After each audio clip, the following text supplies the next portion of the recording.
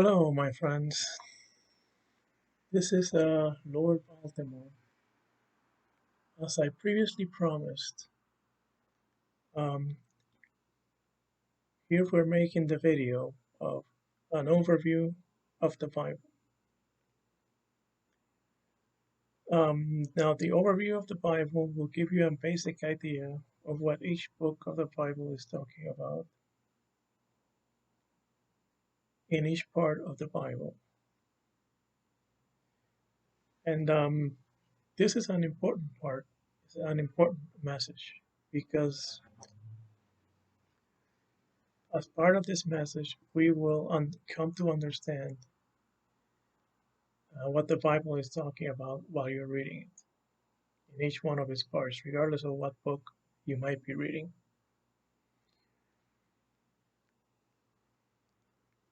So, after this overview of the Bible is completed,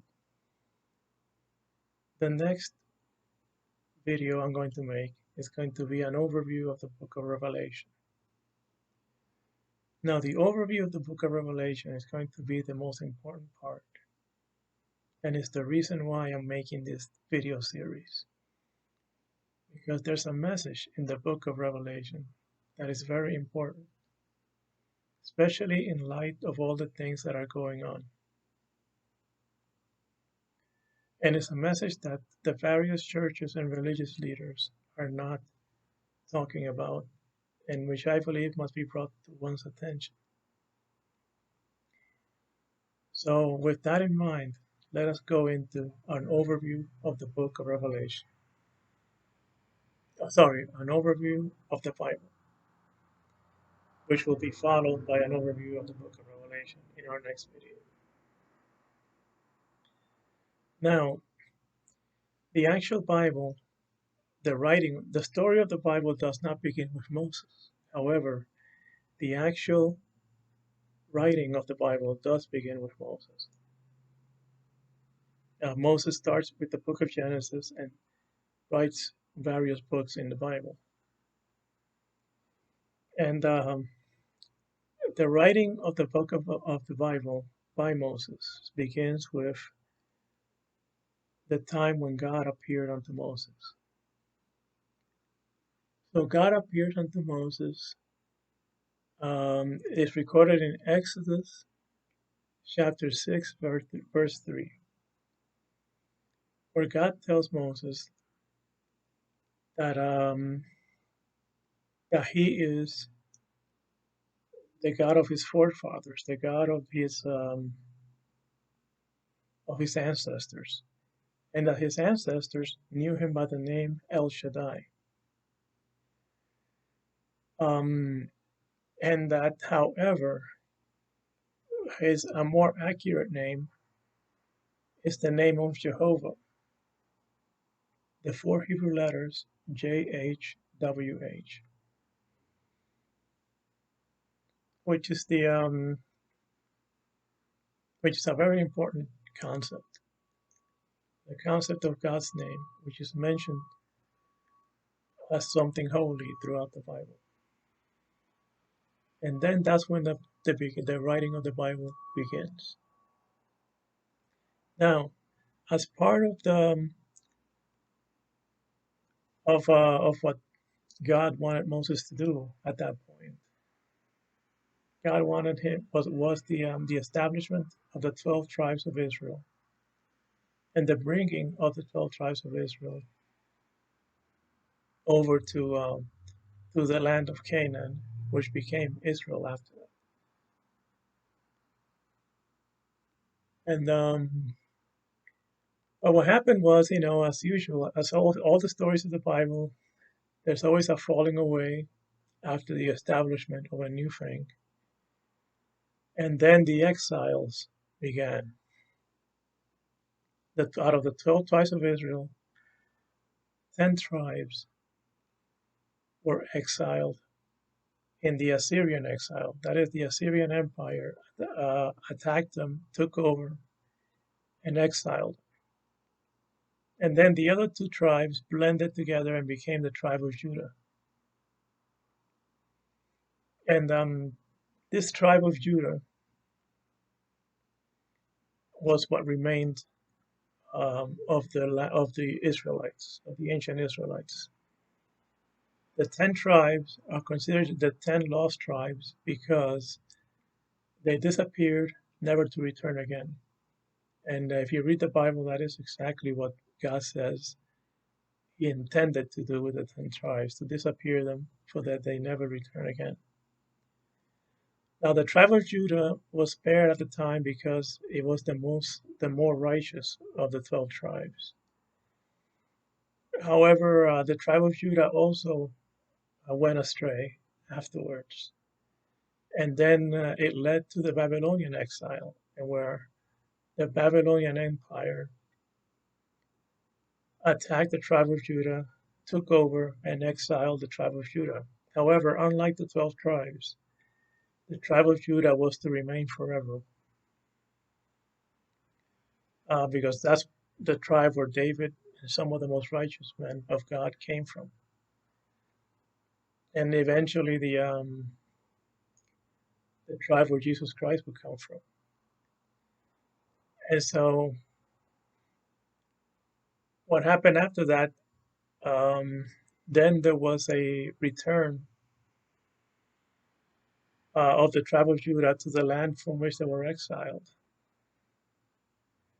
And when they returned from the land from which they were exiled, the land was no longer called Israel, but at that point it was called Judea. That's why in all of the historical manuscripts that you will read regarding the land of Israel during the time of the Roman Empire and in previous times, it's always called Judea. It's not called Israel. The land of Israel was never called Israel again until the new state of Israel came along in the 20th century. And so after that, then the Bible talks about the coming of Christ. The coming of Christ was prophesied in some of these books. And then when these books came along, when the prophets came along, basically it was the prophets and whose prophecies were committed to writing in the books of the prophets at the end of the Old Testament. Then Christ came along, and then you have the four Gospels. And then after the four Gospels, then the Bible starts talking about the early church. And the early church is the final installment in the New Testament, and it's the final thing that the Bible talks about, except for the book of Revelation, which is talks about the time of the end. So the early church um, it is what we follow. If you're a Christian, then you're basically a follower of the writings and the teachings of the early church. You're not really a follower of, then not necessarily. You're not necessarily a follower of the writings of Moses. You're more a follower of the writings and the teachings of the early church of Peter, Paul, Jude, James, and any other contributions that may have been made to the New Testament, John, and all that stuff. So, okay, so the book of Genesis starts out with the creation of the world, with basically some introductory stories of how the world came about and how early humanity was shaped. Until then, we reach into the part where Moses, in the book of Exodus, Moses comes along, and God appears to him and declares himself who he is. He's the Canaanite deity El Shaddai, and he is now to be known by the four Hebrew letters of his name, which we pronounce as Jehovah. Some people have all kinds of other pronunciations for that, but some of the Hebrew scholars that I've talked to say that Jehovah is actually closer to the real thing than some of the other pronunciations. That's another topic we might talk about later on another occasion. And so then after that, in the book of Joshua, You see the takeover of the land of Canaan by the 12 tribes of Israel, which were established under previously. And over there in the book of Joshua, you start seeing the seeds of descent and the seeds of the falling away that will follow eventually. Now, after the book of Joshua, um, what happens is you come into the book of Judges, which is a very important book. In the book of Judges, the land of Israel with the 12 tribes was ruled by a judge. And a judge is not exactly like the judges we have sitting on our benches in our courts. The judges were simply leaders, and they were grassroots leaders. They were leaders that came from among the people. And nobody knew, it was kind of difficult to predict who was going to be the next judge. Like Samson was one of the judges, and Ruth was one of the judges. And and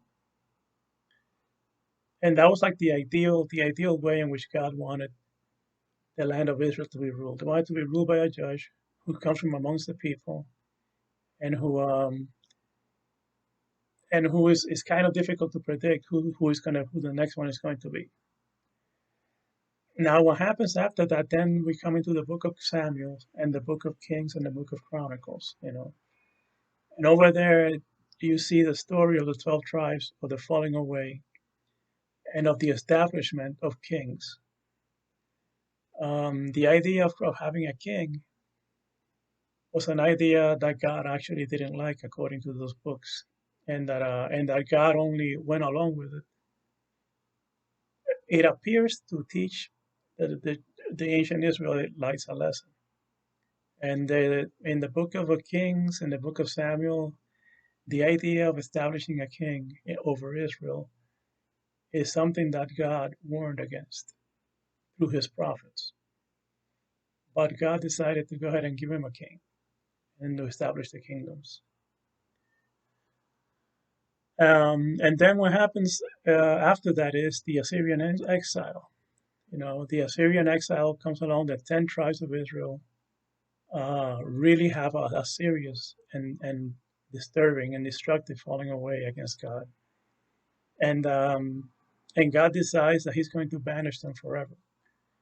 So the Assyrian Empire came along and took over the lands of the 10 tribes of Israel, leaving Judah, and I think it was the tribe of Issachar, but it was another tribe, and the tribe of Judah remained as the only tribe in the land of Judah, which was to the south of the kingdom of Israel. So what happens afterwards, though, is that the um, the Babylonian exile comes along, in which the tribe of Judah also goes astray. And it's just like everything that involves human beings, everything where human beings are involved, there's always going to be a falling away of some sort. There's always going to be an apostasy, or a going against the norms and going against what we were all sworn to uphold. And so the tribe of Judah in the land of Judah, which is now Judea,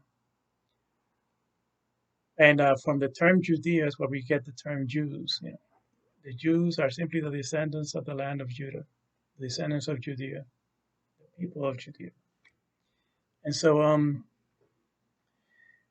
they apostatize also, and so the Babylonian exile begins. The Babylonian Empire attacks them and takes over the land and then sends them into exile.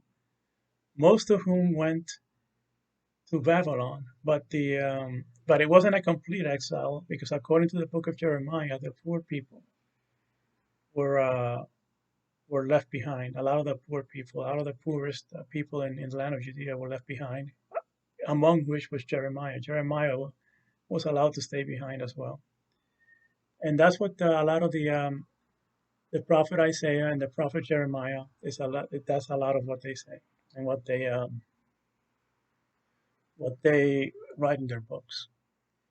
Then after that, the book of Ezra and the book of Nehemiah talk about the return from exile. Then after their return from exile, you have all the prophets in the at the end of the Old Testament, Ezekiel and so forth. They prophesy of the Messiah and of the end of the world, similar to what the book of Revelation will later on prophesy about as well. And there are a lot of parallels between those books and the book of Revelation, um, which would be an interesting study in the future. Then after that, we have